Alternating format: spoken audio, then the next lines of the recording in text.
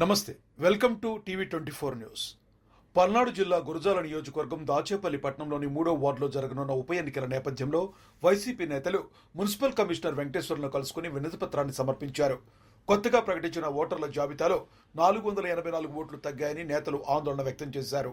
ఈ విషయంపై మళ్లీ విచారణ జరిపి తగిన చర్యలు తీసుకోవాలని కమిషనర్ను కోరారు. అవసరమైతే ఎన్నికల కమిషన్ హైకోర్టును ఆశ్రయిస్తామని హెచ్చరించారు. స్థానిక ఎన్నికల వాతావరణం వేడెక్కుతుంది.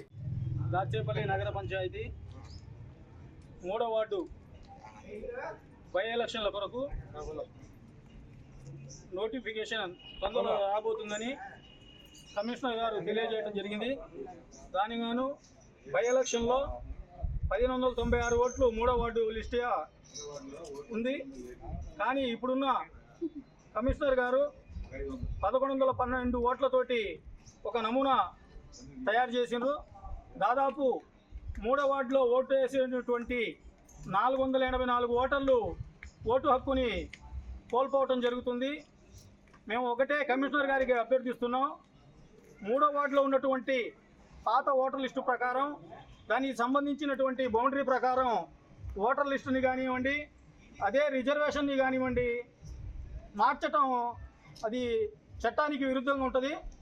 కాబట్టి మేము కమిషనర్ గారికి కానివ్వండి, ఎలక్షన్ కమిషన్ గారికి కానివ్వండి ఒకటే కోరుతున్నాం, ఉన్నటువంటి 3వ వార్డు బై ఎలక్షన్లో పాత ఓటర్ లిస్టునే కంటిన్యూషన్ చేయవలసిందిగా కోరుతున్నాం.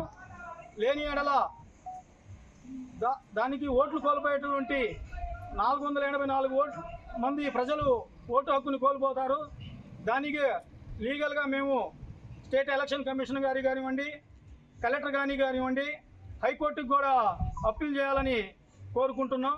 కాబట్టి 3వ వార్డు ప్రజలు కూడా ఈ విషయాన్ని గమనించి ఓటు హక్కు కోల్పోయేటువంటి ప్రతి ఒక్కరూ భాగస్వాములై కమిషనర్ గారి ఆఫీస్కి వచ్చి అడగవలసిందిగా కోరుతున్నాం.